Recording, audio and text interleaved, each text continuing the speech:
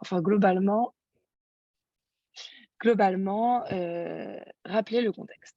La deuxième étape, ça va être de vous présenter un peu plus en détail le projet d'évolution des standards. C'est un peu la raison principale de notre présence tous ensemble ce midi. Ça va être que Amici puisse vous expliciter les grandes lignes de ce projet d'évolution pour que vous puissiez vous sentir équipé pour ensuite répondre à la consultation publique qui est en cours et qu'on vous présentera également rapidement pour que vous puissiez comprendre ce qu'on attend concrètement de vous dans cette consultation. Je le dis une première fois, vous allez l'entendre pas mal de fois, je pense, dans ce webinaire. On a vraiment besoin de votre mobilisation sur cette consultation publique parce qu'on considère que nos standards seront le plus pertinents si on a le plus de retours possible de la part du plus de parties prenantes possible. C'est pour ça qu'on a convié ici à la fois les Bicorp, mais aussi les B-Leaders, pour que vous puissiez, toutes et tous, quelles que soient vos fonctions, vos qualités dans vos entreprises, répondre à ces consultations et nous aider dans la définition de ces nouveaux standards. Et enfin, on se gardera un temps de questions-réponses. Donc, ce que ça signifie, c'est qu'on va vous demander plutôt de soit poser vos questions dans le chat, soit attendre la fin de ce webinaire et le temps de questions-réponses pour pouvoir interagir sur les différentes questions, interrogations qu'on aura pu soulever. Donc, je vous invite à bien utiliser le chat. Amici et moi, on est deux, donc c'est l'utilité d'être deux, c'est de pouvoir essayer de répondre à vos questions au maximum. On fera le max et j'espère que vous repartirez avec une vision absolument limpide de ces nouveaux standards. Simplement, Mathilde, juste, oui. si on avait un petit sondage de départ que je peux peut-être oui, on a un lancer. petit sondage de départ, let's go. Je vous lance juste un petit sondage pour savoir si vous faites plutôt partie d'une Bicorp, si vous êtes B-Leader ou autre. Oui. Allô? Allô?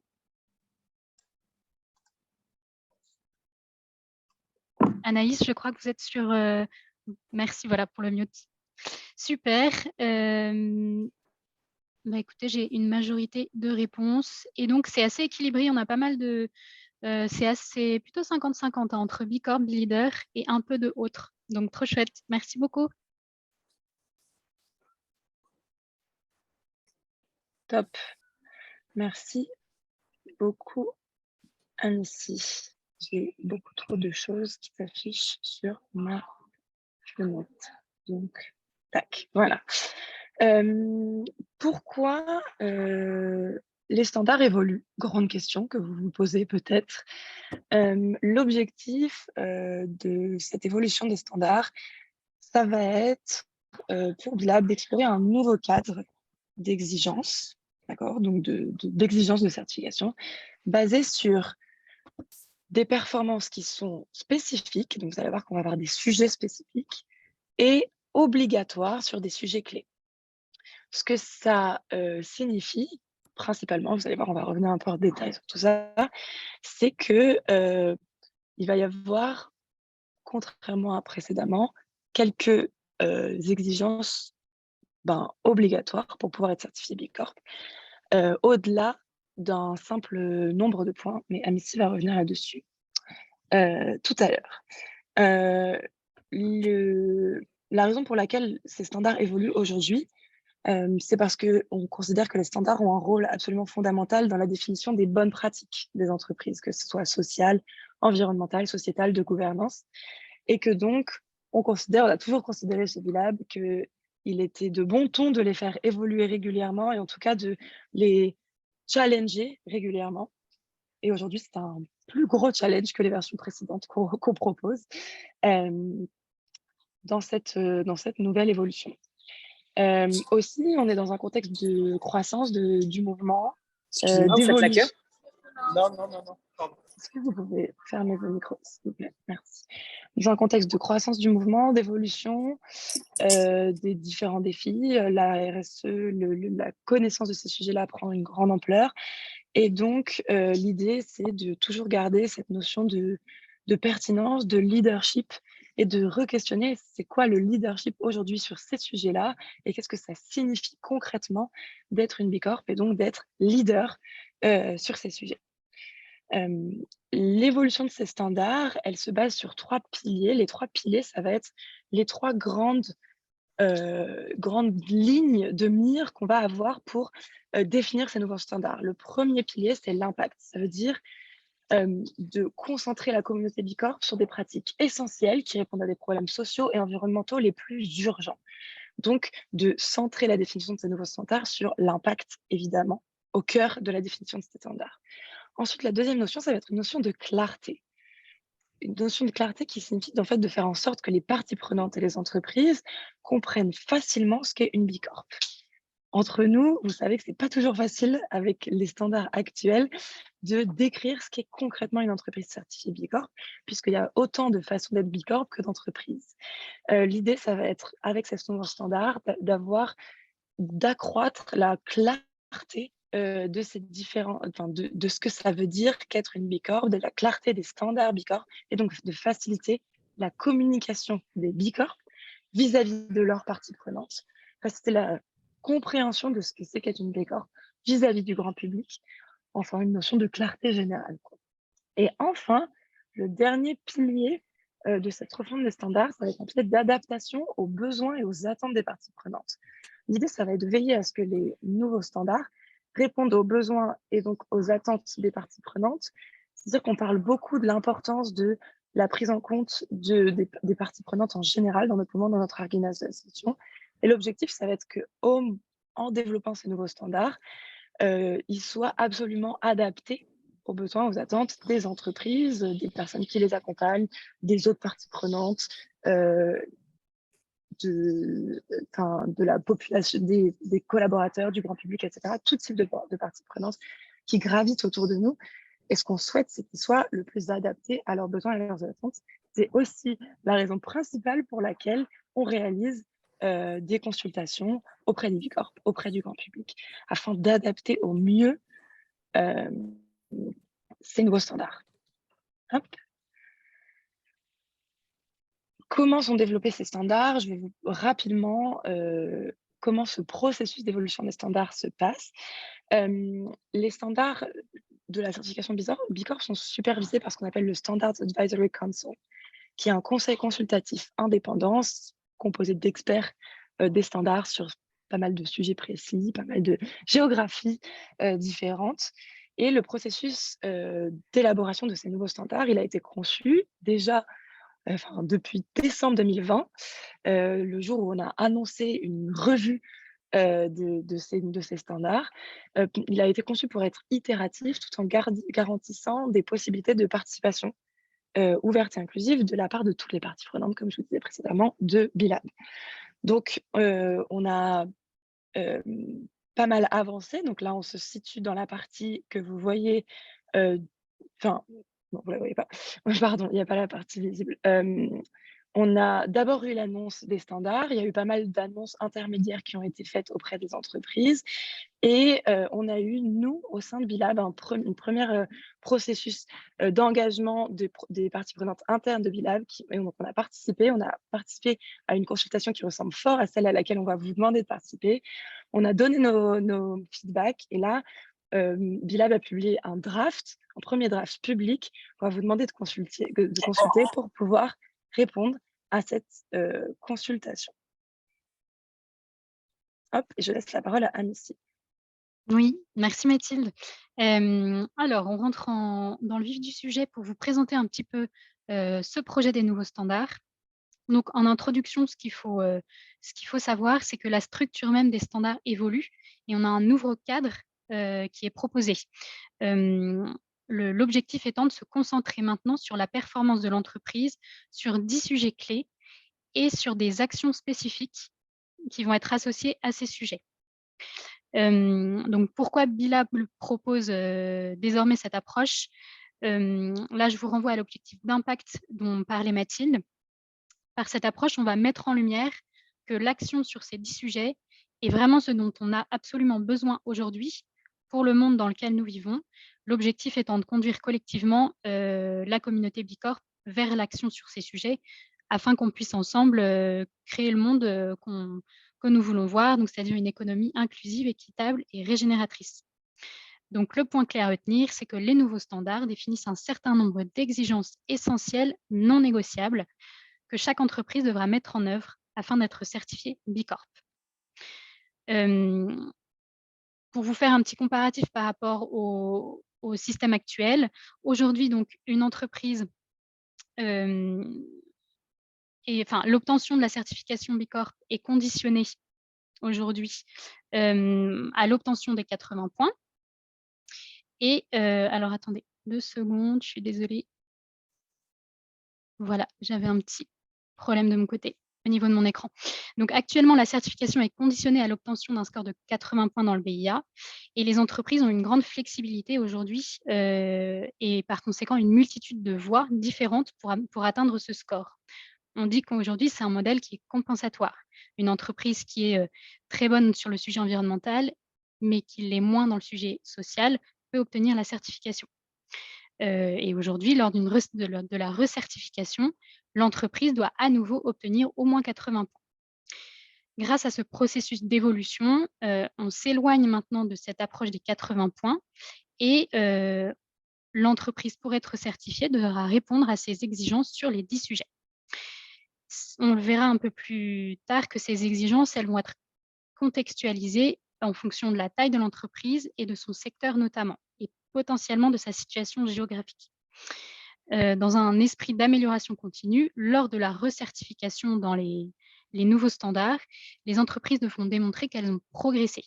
Donc ça, c'est vraiment un changement aussi important. On met beaucoup plus l'accent sur la notion d'amélioration continue.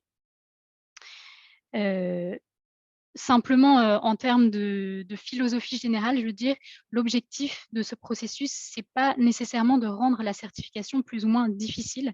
Ça, il faut que ce soit bien clair pour tout le monde. Mais l'idée, c'est de la rendre plus ciblée, plus significative et plus efficace.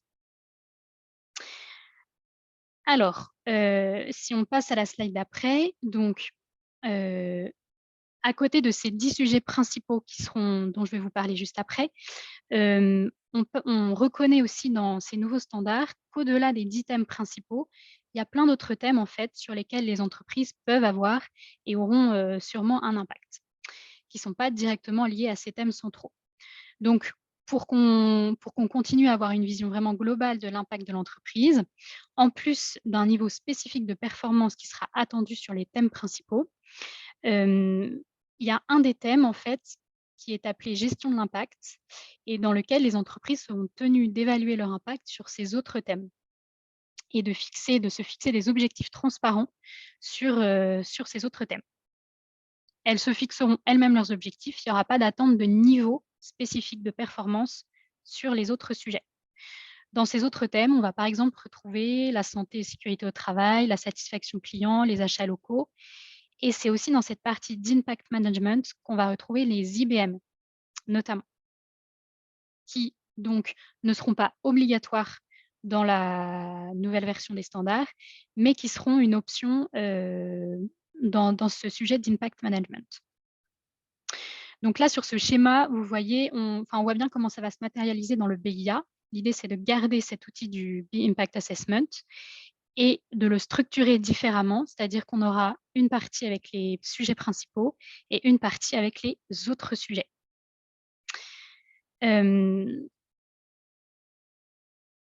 Voilà, sur cette idée d'articulation entre thèmes principaux, sujets principaux et autres sujets, c'est vraiment un des points sur lesquels vous allez être questionné dans le questionnaire de consultation, parce que c'est vraiment un sujet sur lequel on est preneur de vos avis et de votre retour. Voilà, sur que pensez-vous d'avoir maintenant des sujets principaux et des autres sujets. Alors, si on passe, les 10 sujets clés que les nouveaux standards mettent en avant, quels sont-ils? Donc là, vous avez un tableau avec les 10 sujets et à côté, en fait, vous avez l'aboutissement, le résultat global que les standards espèrent atteindre sur chacun des sujets. En fait, cette petite phrase décrit ce que collectivement, toutes les bicorps font et ce qu'elles représentent. En tout cas, ce vers quoi on tend. Donc, c'est vraiment à voir comme une boussole pour les entreprises dans le cadre des efforts qu'elles déploient sur chacun des thèmes. Donc, on a le thème mission, gouvernance et parties prenantes. Avec en aboutissement, les Bicorp agissent conformément à une mission définie contribuant à la création d'un système économique inclusif, équitable et régénérateur pour toutes les personnes et la planète. On a la partie engagement des collaborateurs. Donc, je ne vais pas vous lire à chaque fois l'aboutissement, mais vous l'aurez de toute façon, on vous transmettra le support. Donc, vous avez une partie engagement des collaborateurs. Le troisième sujet, c'est les salaires, la rémunération équitable. Quatrième sujet, c'est tout ce qu'on appelle justice, équité, diversité et inclusion. Ensuite, on a les droits humains, l'action climatique, tout ce qui est économie circulaire et gestion environnementale. Un sujet sur l'action collective, ça c'est assez intéressant parce que c'est nouveau, enfin il n'est pas du tout abordé de cette manière-là dans le BIA actuel, le sujet de l'action collective, le fait de s'assembler entre Bicorp pour avoir plus d'impact en fait en termes politiques, en termes dans le monde des affaires, etc., dans la société en général. Donc c'est très intéressant. Le fameux sujet gestion de l'impact. Donc là, vous voyez, le résultat, c'est les Bicorp identifient et mesurent de manière exhaustive les impacts de leur activité et les améliorent au fil du temps. Donc là, c'est vraiment sur comment vous gérez votre impact en interne. Et une partie très intéressante aussi, le dernier sujet, qui est la gestion des risques, où là, on revient un petit peu sur la notion d'impact négatif potentiel de l'entreprise, ce qui est, voilà, on en refait un sujet, si vous voulez, assez important. Donc voilà pour la présentation de ces 10 sujets. Chacun de ces 10 sujets, si on passe à la suite, va être traduit en action par le biais d'exigences spécifiques dans chacun des thèmes. Et on s'attend à ce que chaque entreprise prenne chacune de ces actions, mette en œuvre chacune de ces actions. Ces actions, elles ont différents niveaux d'ambition et elles couvrent les objectifs, les politiques, les pratiques et les résultats. Chaque sujet va être en fait décliné en 1 à 4 exigences qui vont être elles-mêmes précisées et contextualisées selon un certain nombre de critères. Donc, comme je vous disais, pour l'instant, c'est surtout contextualisé en termes de taille et de secteur, et le côté situation géographique est aussi, va sûrement être aussi prise en compte. Dans le draft là, des standards, vous avez un certain niveau de contextualisation. Il faut bien lire le draft en pensant que tout ça va être précisé et va aller beaucoup plus loin. Justement, l'idée de cette consultation, c'est aussi d'avoir votre contribution sur ces notions de contextualisation. Donc, sur chaque sujet, vous pouvez tout à fait, c'est même tout à fait bienvenu d'amener des inputs en fait sur vous, dans quel sens vous pensez que ça serait pertinent de contextualiser. Si on prend un exemple pour illustrer un peu la mécanique de ces nouveaux standards, et si on prend l'exemple, par exemple, des salaires équitables. Donc, la rémunération équitable est un des 10 sujets. Et ce sujet contient 3 exigences, dont la première est « Votre entreprise verse un salaire de subsistance à ses collaborateurs ». Donc, c'est assez intéressant cette exigence, parce que c'est un sujet dont on a pas mal échangé avec un certain nombre d'entre vous jusqu'à maintenant, puisqu'on ne savait pas trop comment se situer par rapport à cette notion en France. Donc, pour rappel, le salaire de subsistance ou salaire minimum vital, c'est le revenu que devrait gagner un collaborateur à temps plein afin de maintenir son foyer au-dessus du seuil de pauvreté dans une zone géographique donnée. Donc, c'est un salaire qui est calculé par rapport au niveau de vie, aux besoins d'une catégorie d'individus dans un endroit donné, et c'est différent du revenu minimum qu'on a en France, le SMIC, qui lui est défini par l'État à un niveau national. Le salaire de subsistance est souvent plus précis, à une échelle plus précise, et souvent un peu supérieur au revenu minimum. Et en fait, la problématique qu'on a, c'est qu'il est calculé par un tiers indépendant au travers de benchmarks. Il nécessite des données qui ne sont pas forcément publiquement et gratuitement disponibles. C'est le cas en France, et c'est pourquoi dans la version actuelle du BIA, on vous a souvent invité à répondre NA aux questions qui abordent ce sujet. Donc ici, dans la nouvelle version des standards, on voit que ça devient une exigence. Donc à côté de chaque exigence, vous avez des spécifications par type d'entreprise et des précisions sur comment on peut répondre à l'exigence. Donc là, sur ce sujet précis, on voit que de manière tout à fait logique, les entreprises qui n'ont pas de collaborateurs elles vont être exemptées en fait de cette exigence-là. Donc, il y aura à certains moments des exemptions. Ensuite, de manière générale, pour toutes les entreprises qui ont des salariés, l'entreprise, elle devra verser un salaire de subsistance en utilisant une des références qui est acceptée par Bilab. Bilab a en fait publié un guide à ce sujet en juillet 2022, donc qui est déjà disponible sur la base de données du BIA, avec une liste de benchmarks qui est acceptée. Donc ça, c'est déjà accessible. Une autre précision, c'est qu'on considère ici le salaire de subsistance comme celui d'une famille et non d'un individu. Donc ça précise un petit peu le périmètre de cette notion. Et on trouve d'autres exigences qui sont basées sur le guide d'application de Bilab. Donc là, les standards renvoient à ce guide-là. Ensuite, on a une deuxième spécification. Enfin, à côté de ces orientations générales, on va avoir 2 spécifications. La première, c'est pour les entreprises qui ont des salariés dans des pays où il n'existe pas de benchmark gratuit, ce qui est notre cas pour le moment, et qui ont entre 1 et 249 salariés. Donc là, il y a différentes options qui vont être proposées. Les nouveaux standards proposent soit à l'entreprise d'acheter ces données, les données de référence, et de utiliser ce benchmark pour payer à ses salariés le salaire de subsistance correspondant à sa zone du coup géographique.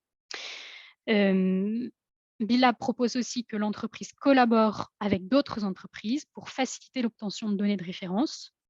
Donc là, en rejoignant certaines initiatives, en soutenant une négociation, en lançant des recherches, etc. Ou alors, il y a une troisième option si aucune des 2 options au-dessus ne fonctionnent ou ne sont possibles, c'est de payer un salaire supérieur de 20% au salaire minimum. Ce calcul étant basé sur la rémunération totale avec variable compris. Donc voilà, vous voyez qu'il y a différentes options et que chaque exigence voilà, sera déclinée selon différentes manières.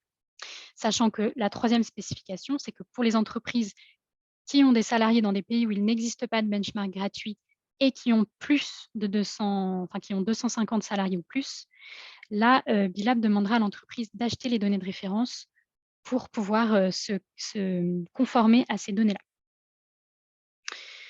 Donc ça, c'est un exemple. Chaque exigence est déclinée comme ça dans le draft, donc on vous invite vraiment à aller lire. C'est vraiment intéressant de voir un petit peu comment tout ça va s'organiser et toute la mécanique dans laquelle c'est fait. Donc nous, on ne va pas rentrer dans le détail de toutes les exigences. En fait, en annexe de ce support qu'on vous enverra après le webinaire, on a traduit en français l'ensemble des exigences sur chaque sujet. Donc vous aurez cette base-là que vous pourrez lire déjà. On sait que ce n'est pas évident de travailler sur ce document de 80 pages en anglais. Donc voilà, on essaye tant que possible de vous faciliter la tâche. On va du coup passer à des questions fréquentes. On va essayer de répondre à des questions fréquentes qu'on a déjà pas mal vues dans les échanges qu'on a avec les entreprises au niveau de Bilab Global, Bilab Europe et à notre niveau. Donc déjà, pour clarifier le fonctionnement, la première question, c'est l'entreprise devra-t-elle satisfaire à toutes les exigences de chacun des thèmes? La réponse courte, c'est oui. Les entreprises, elles vont devoir satisfaire à toutes les exigences, sauf qu'on rajoute qui lui sont applicables. Pourquoi? Parce que c'est selon ce que je vous ai expliqué dans l'exemple, en fait, il va y avoir certaines exemptions et une certaine contextualisation. Mais voilà, toutes les exigences qui seront applicables à l'entreprise sur ces 10 sujets seront nécessaires. Deuxième question, qui nous est beaucoup posée, c'est mon entreprise est actuellement certifiée Bicorp ou est en cours de certification. Comment ces changements vont-elles s'appliquer à elle? Donc déjà, pour être clair là-dessus, l'objectif, ce n'est pas de retirer des entreprises de la communauté Bicorp, qui est très engagée et qui est grandissante. Chaque mise à jour des standards, Bicorp a toujours été accompagnée d'un temps, vraiment, de possibilités pour les Bicorp de gérer ce changement de manière, avec moins de complications possibles, on va dire. Donc cette révision, ce changement des standards, c'est exactement pareil dans l'esprit. On donnera vraiment suffisamment de temps aux Bicorp et aux entreprises pour pour appréhender ce changement et pour le mettre en application. Donc, il y aura au minimum, en fait, chaque entreprise aura au minimum un cycle entier de certification, donc 3 ans pour le moment, pour pouvoir opérer le changement. Sachant qu'il y aura aussi une phase on va dire pas de mélange, mais enfin où les 2 formes de standards cohabiteront, puisque, on laissera aussi la possibilité, par exemple, à une entreprise qui va se faire, recertifier mettons en 2024, d'utiliser les anciens, enfin de se faire certifier selon les anciens standards ou les nouveaux. Donc il y aura aussi, de la flexibilité à ce niveau-là. Donc pas d'inquiétude, sur ce sujet. La troisième question, j'en ai pas mal parlé dans l'exemple. C'est sur la contextualisation des standards. Simplement pour rajouter un élément plus global, un des principaux objectifs de l'évolution de ces standards, c'est d'obtenir un degré et une qualité de contextualisation plus importante. Donc ça, c'est vraiment un des objectifs, il ne faut pas le perdre de vue. Et ce qui n'est pas évident, c'est quand on parle de contextualisation, enfin, dans des normes, c'est toujours un équilibre à trouver entre donner de la flexibilité aux entreprises et avoir un certain degré de normativité qui permettent de faciliter la vérification notamment, la comparaison, etc. Donc voilà, c'est un équilibre à trouver et cet équilibre-là, c'est aussi un des sujets sur lesquels on est vraiment preneur de vos retours sur, voilà, dans quelle mesure ces nouveaux standards permettent d'avoir une vision universelle de ce qu'est une bicorp et dans quelle mesure, de l'autre côté, on va arriver à s'adapter assez aux différentes situations des entreprises. Voilà, si on passe à la question numéro 4 ensuite, un point très important que vous avez déjà pas mal soulevé aussi dans nos échanges, c'est, la question de la notation. Est-ce que les nouveaux standards vont-ils garder quand même un système de notation? Alors la réponse est oui. En fait, c'est à l'étude en ce moment, c'est pas encore un sujet qu'on a tranché et on est tout à fait preneur aussi de vos retours sur ce système de notation. On sait et on comprend très bien l'utilité de la notation, voilà pour pouvoir aussi se comparer, se benchmarker et cetera et puis au sein d'une entreprise pour, simplement, suivre sa certification, se donner des objectifs, être dans une logique d'amélioration continue. Enfin, il y a plein d'intérêts au système de notation. Mais dans le système actuel des 80 points, il y a aussi un certain nombre de limites que Bilab a observées. C'est notamment un des critères qui ne permet pas aujourd'hui d'avoir une vision claire de ce que signifie une bicorp, parce que les 80 points pouvant être pris d'un côté comme de l'autre, c'est voilà, c'est pas forcément toujours clair. Enfin voilà, il y a un certain nombre d'aspects comme ça qui ont été identifiés et du coup, l'idée, c'est de changer de système de notation, mais d'en garder un. Donc c'est un système qui est encore à l'étude, enfin c'est un sujet encore à l'étude. Donc n'hésitez pas à faire part de vos avis là-dessus. En complément de ces quelques questions, il y a toute une FAQ qui a été développée sur la base de connaissances du BIA. Donc vous aurez le lien dans le support.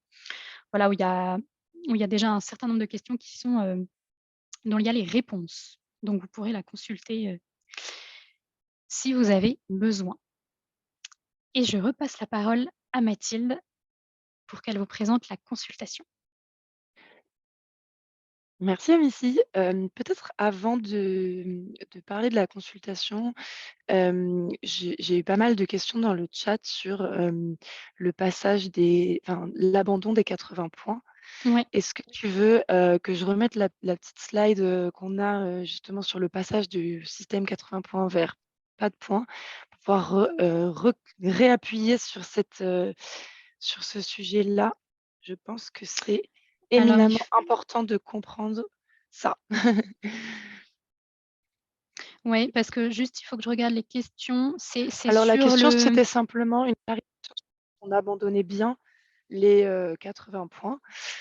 Donc, vous voyez sur cette slide qu'effectivement, l'idée, c'est de passer des exigences où l'exigence pour être certifié B Corp, c'est d'obtenir 80 points sur le B Impact Assessment, vérifié par un audit, évidemment, avec une grande flexibilité dans la manière d'obtenir ces 80 points, à un nombre de sujets figés sur lesquels on va demander une exigence minimum, mais en sortant donc, je le redis, parce que de cette logique de 80 points, mais comme vous le disiez à Missy il y a quelques secondes, tout en explorant, mais ça c'est en cours d'étude du côté de Bilab, une possibilité de notation sur ces différents, sujets, sur ces différents critères, mais qui n'est pas encore fixé dans le marbre sur la question de la notation de chacun de ces critères. Est-ce que tu veux rajouter quelque chose peut-être, Amici? Oui, l'idée, c'est plutôt de sortir du terme de la notion de point et pourquoi pas réfléchir à une notion de niveau plutôt, avec quelques niveaux voilà, qui permettent de se situer en fait. Mais effectivement, ça, c'est encore à l'étude. Et simplement, parce que ça, je ne suis pas sûre de l'avoir dit, du coup, en termes d'audit, par exemple, ce qui va changer, c'est que chaque exigence de chacun de ces 10 sujets sera vérifiée, en fait, par l'auditeur et du coup sera concrètement vérifiée. Voilà. Yes. Bon, je passe rapidement sur ma petite partie. Je vois qu'il y a pas mal de questions et donc je vous raconte la consultation pour que vous sachiez ce qu'on attend de vous. Après, on prend toutes les questions qui apparaissent dans le chat, si ça vous va. Donc, quels sont les objectifs de la consultation? La bonne nouvelle, c'est qu'on vous raconte tout ça et maintenant, c'est à vous de vous impliquer en donnant votre avis, en contribuant via le formulaire.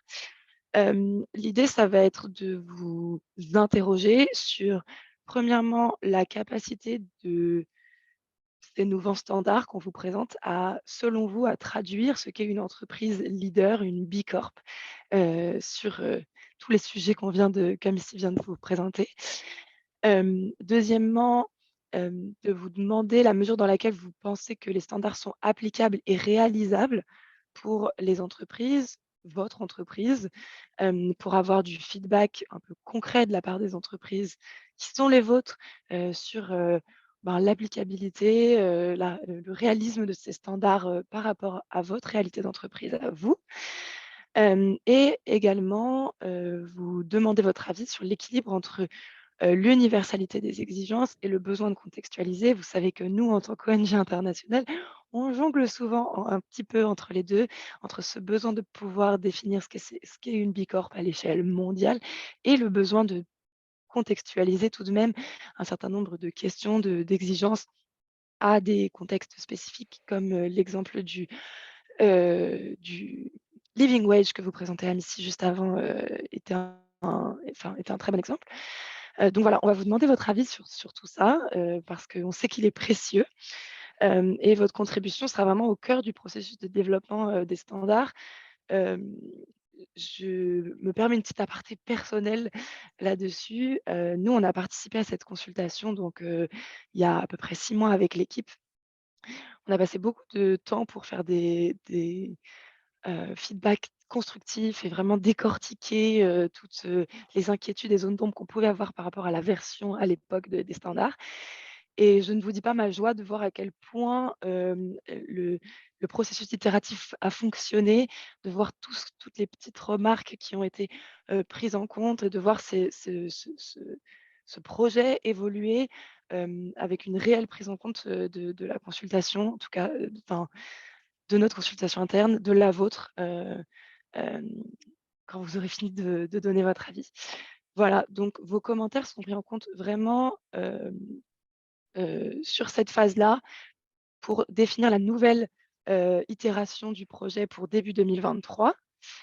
Et vous verrez que je vais vous montrer ça juste après, mais que c'est pas la seule fois qu'on va vous demander votre avis. Comment contribuer à cette consultation? Alors, vous avez le lien de la consultation dans ces slides. On vous l'a aussi envoyé un peu partout sur tous les réseaux, maintes et maintes fois.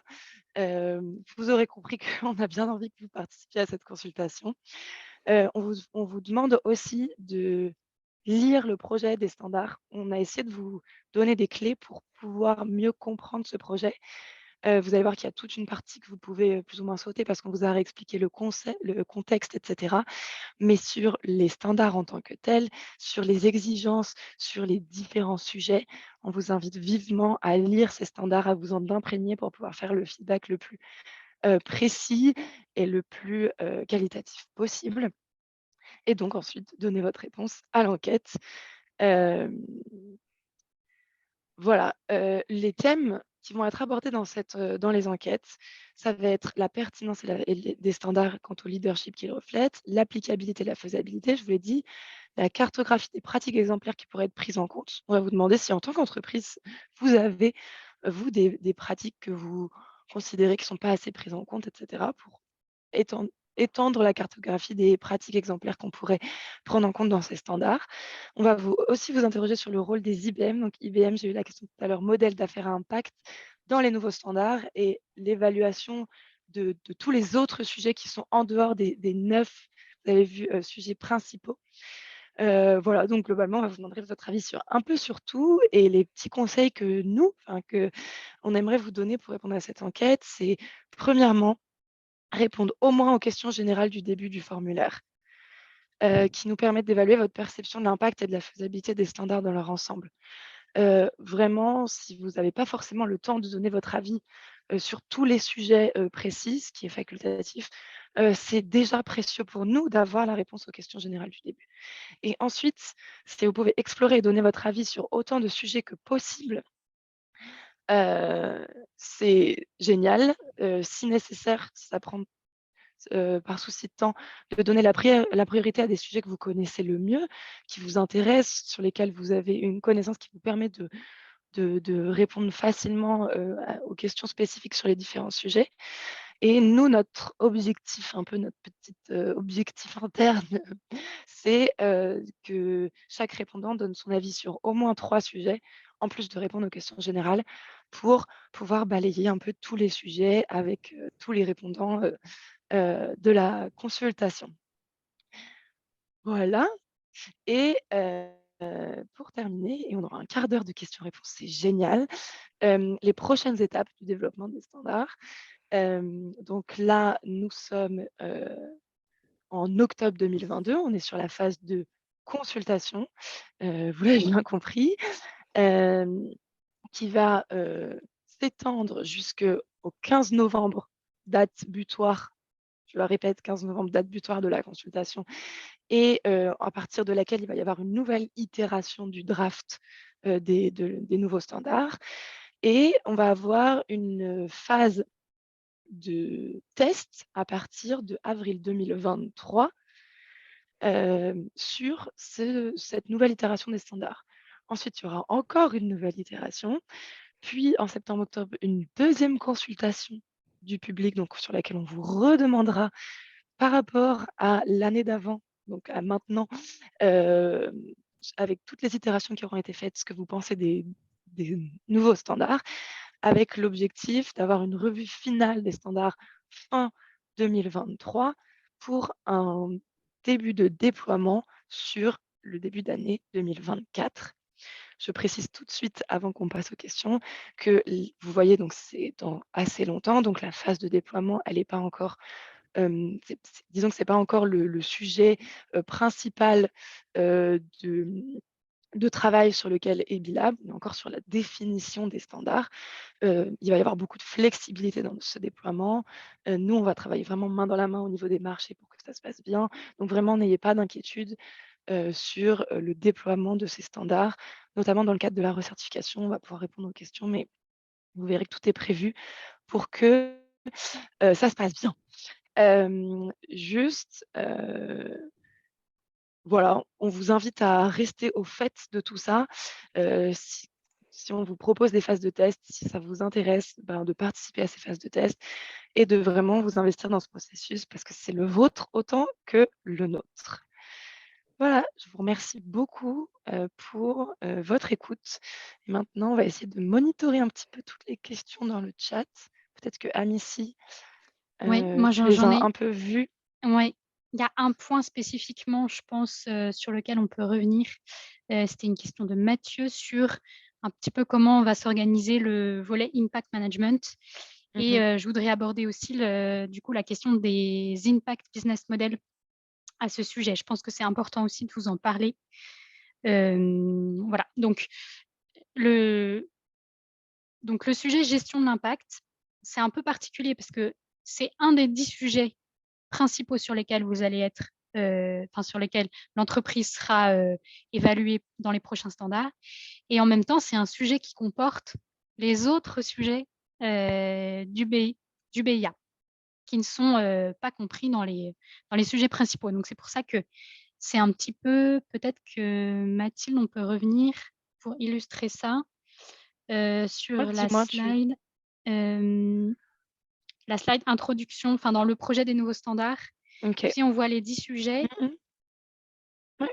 et on voit notamment, vous allez voir que le sujet impact management, on voit qu'il englobe tout en Ça. fait. Donc, c'est assez intéressant. Voilà, donc vous voyez qu'il y a, en réalité, il y a 8 sujets un peu thématiques. Ensuite, il y a le sujet impact management qui englobe tout, puisque c'est la façon dont vous gérez votre impact, donc sur tous ces sujets-là. Et puis, on a le sujet risque, norme de risque, qui lui aussi est un peu particulier parce qu'en réalité, il concerne la totalité de votre entreprise. Enfin, c'est un truc assez général. Donc, le sujet impact management, en fait, si je vous parle un peu des exigences qu'il y a, la première exigence sur ce sujet, c'est votre entreprise remplit assidûment les autres sections pertinentes du BIA, en plus des 10 sujets, d'une manière qui démontre la compréhension des concepts et la fiabilité des réponses. Ensuite, vous avez une question d'objectif. Donc, le plus haut niveau de gouvernance de votre entreprise s'engage à atteindre des objectifs d'amélioration sur d'autres sujets non couverts par les principales exigences. Et la troisième exigence de ce sujet gestion de l'impact, c'est votre entreprise a mis en place un système de gestion pour maintenir une conformité permanente avec les standards de certification B Corp. Donc, les exigences sur ce sujet gestion de l'impact, c'est vraiment la manière dont vous allez évaluer votre impact. Donc, les 8 sujets principaux, du coup, on sait que vous allez devoir y répondre forcément. Et ensuite, l'entreprise, ensuite, il va y avoir 2 cas. La première étape à remplir, ce sera de vous pencher sur les impact business models pour savoir si l'entreprise peut on dit décrocher un ou pas, si elle est concernée par un de ces impact business models. Et ensuite, ça, c'est pour essayer de donner de l'importance à, vous savez, dans la certification actuelle, les impact business models, donc qui évaluent non les impacts opérationnels, mais vraiment le cœur de business de l'entreprise pour voir s'il crée lui-même de l'impact. C'est vraiment quelque chose qui différencie la certification aujourd'hui et qu'on veut garder. On veut vraiment garder cette notion d'exemplarité par un business model à impact. Donc, les impact business models vont rester, ils vont rester dans le BIA, ils vont rester importants, mais ils ne seront pas obligatoires. C'est-à-dire qu'une entreprise pourra très bien être certifiée B Corp sans en avoir, comme aujourd'hui. Seulement, si une entreprise en a un, est concernée par un des business models, si elle a plus de 10 points à cet impact business model, donc c'est là où la notion de points est un peu, je pense que les impact business models garderont leur système de points actuel, puisque c'est conditionné aujourd'hui dans les projets des nouveaux standards. Donc, en gros, si une entreprise est suffisamment impactante dans son business model, elle sera exemptée de remplir les autres sections du BIA. Et elle devra se fixer des objectifs pour améliorer cet IBM-là, cet Impact Business Model-là. Toutes les entreprises qui n'ont pas d'impact business model, disons, assez impactant, donc avec celles qui en ont avec moins de 10 points, devront remplir les autres sections du BIA, donc les autres sujets dont je vous parlais tout à l'heure avec quelques exemples, typiquement la santé, sécurité au travail, etc. Et se fixer des objectifs sur ces autres sujets. Voilà, et l'idée, c'est de rentrer dans une amélioration continue, c'est-à-dire que l'auditeur regardera sur ces sujets-là si l'entreprise voilà, a évalué son impact, s'est fixé des objectifs et a mis en place un plan d'action là-dessus. Mais il n'y aura pas de niveau de performance à atteindre sur ces sujets. Est-ce que c'est un peu plus clair ou pas? J'espère. C'est vrai que c'est pas évident forcément à comprendre cette notion de impact management, mais ce qu'il faut retenir, c'est que l'idée, c'est de suivre son impact et se fixer des objectifs dessus et de pouvoir les atteindre au fur et à mesure des recertifications.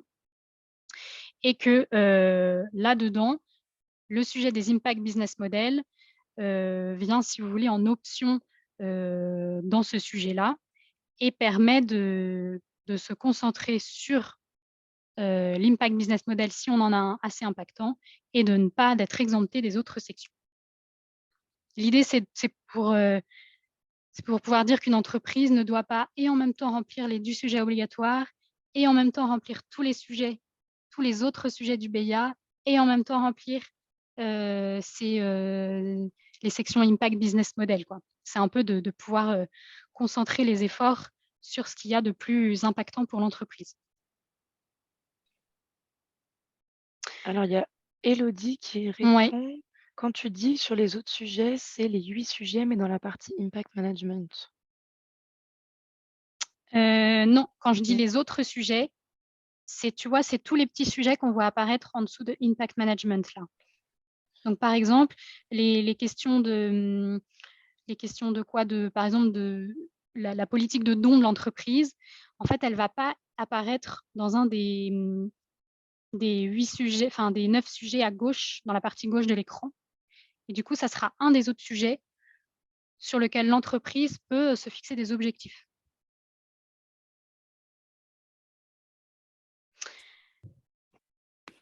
Question d'Evelyne, cela donne l'impression, comme dans l'entreprise à mission, que le focus sera mis sur la vraie valeur de l'entreprise. Oui, c'est ça. En fait, on essaie de se focaliser sur ce qui a de l'impact pour l'entreprise. Et une entreprise qui a un business model à impact vraiment ultra impactant, on estime qu'elle a déjà assez de travail, entre guillemets, pour améliorer l'impact de ce business model par rapport à d'autres sujets opérationnels qui seront moins impactants pour elle, on va dire. Sachant que les entreprises qui n'ont pas d'impact business model, enfin qui ont ou alors qui ont un impact business model avec moins de 10 points, donc qu'on n'estime pas ultra impactant, on va dire, elles pourront avoir comme objectif d'atteindre, enfin de progresser sur leur IBM et d'atteindre plus de 10 points. Voilà, l'idée, c'est de focaliser les efforts. Est-ce qu'il y a d'autres questions? Moi, je veux une question de Sébastien. J'ai pas l'impression que vous avez répondu sur: allez-vous définir plus précisément les secteurs qui peuvent devenir ou non Bicorp? On peut déjà se poser la question aujourd'hui que certaines entreprises sont Bicorp, dont les produits ne peuvent pas correspondre à l'esprit Bicorp. Alors, il y a déjà beaucoup de choses qui existent sur les secteurs controversés au niveau de Bicorp.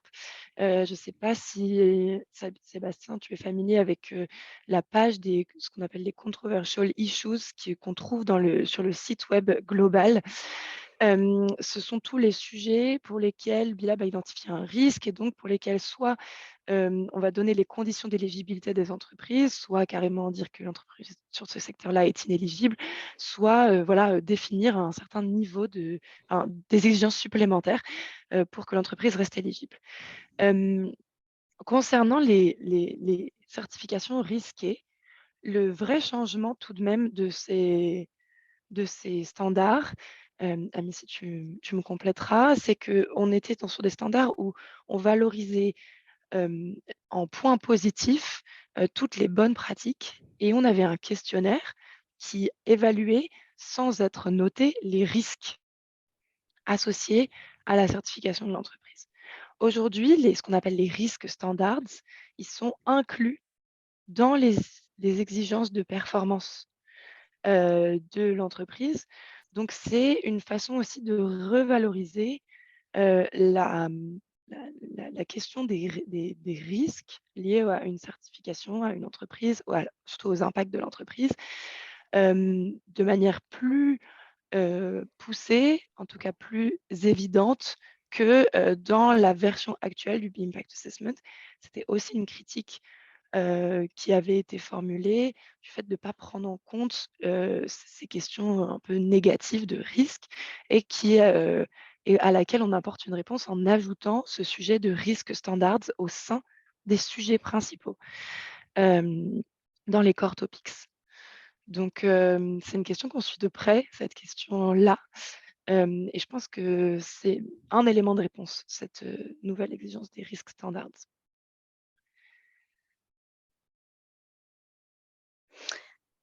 Merci Mathilde. Alors, on a pas mal de questions, notamment, il y a un point que Louise a soulevé qui est intéressant, c'est le lien qu'il va pouvoir y avoir entre ces nouveaux standards-là, B Corp, et l'avènement de nouvelles réglementations qui sont en train d'être mises en place au niveau européen, etc.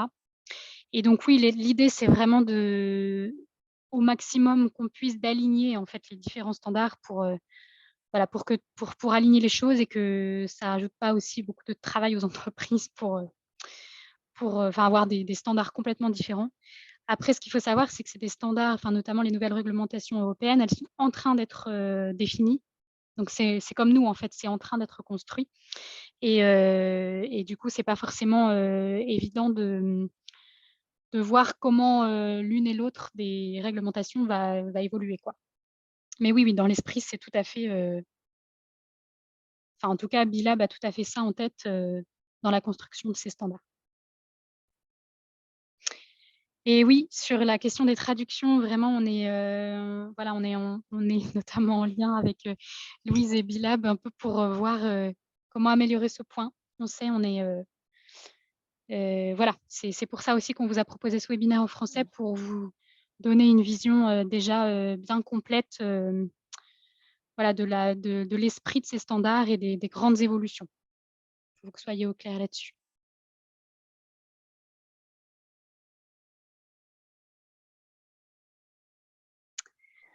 Élodie, sur ta question sur concrètement les risques standards, ce que ça veut dire, je t'invite, pour ne pas rentrer dans le détail et pas perdre trop de temps là-dessus, je t'invite juste à regarder le draft dans lequel on va avoir le détail de chaque exigence sur chaque requirement.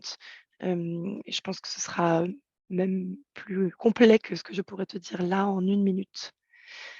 Oui, et je voudrais juste, parce que là, il y a du coup une question intéressante, tout de suite je l'ai perdue, sur, est-ce que, une question de Coralie, est-ce qu'il y aura un lien entre les IBM et les core topics dans le BIA? Ça, c'est un point hyper intéressant. Pour l'instant, il n'y en a pas, en fait. Les IBM sont vraiment compris dans la partie, sont vraiment optionnels. Et du coup, je crois que c'est Augustin qui a dit quelque chose à ce sujet. Si vous pensez que les IBM n'ont pas assez de place dans cette nouvelle évolution des standards, n'hésitez pas à le faire remonter aussi.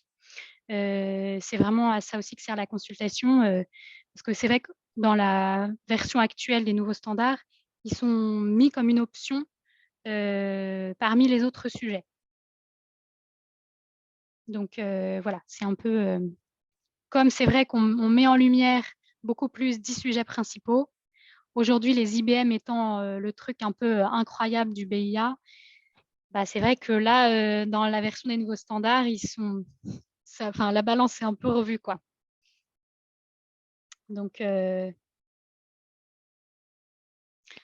voilà. Oui, Pascal, tous les pays font ce travail de consultation partout dans le monde. Mais nous, on a un objectif qui est que les entreprises françaises soient largement surreprésentées dans cette consultation.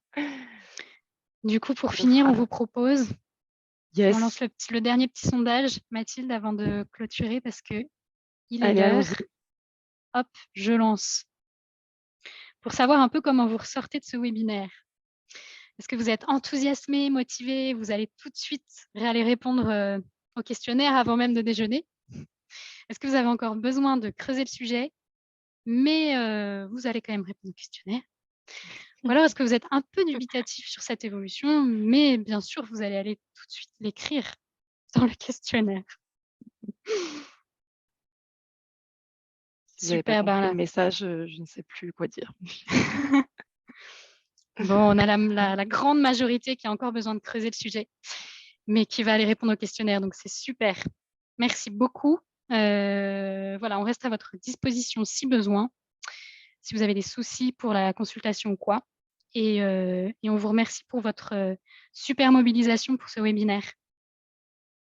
Et donc, très bonne... Pour vos questions super pertinentes. Ouais, tout à fait. Et donc, très bonne après-midi à tous et bon week-end. Oui, au revoir. Au revoir. Merci beaucoup. Affaire à suivre, Claire, tu as raison, suis l'affaire. Merci, c'est très bien, en français aussi. Bon week-end. Alain, tu es notre ambassadeur du français. Merci pour ça. Bon week-end. Merci Bon beaucoup. week-end. Vive les Gaulois. Salut tout le monde. Bye bye. Bye.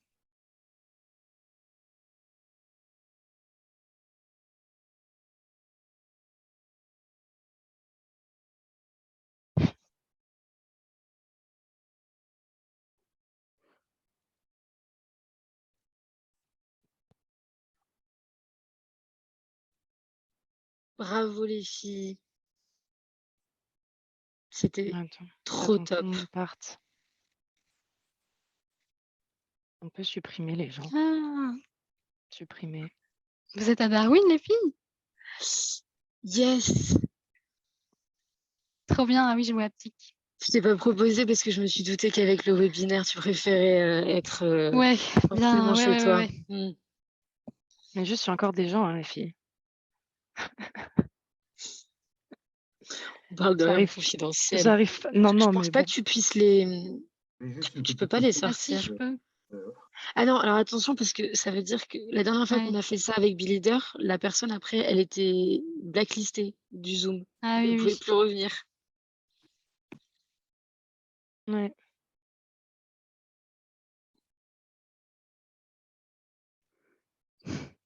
Bon, ben, Bon, mais tant pis, je voulais débriefer avec toi, Missy. Mais... Bon, je vous fais un bisou et encore bravo les filles. ouais. Ciao, Camille. Ciao, bon vendredi. Bon vendredi. Ben, on se rappelle, Mathilde. Ouais, allez. Ciao. Ciao.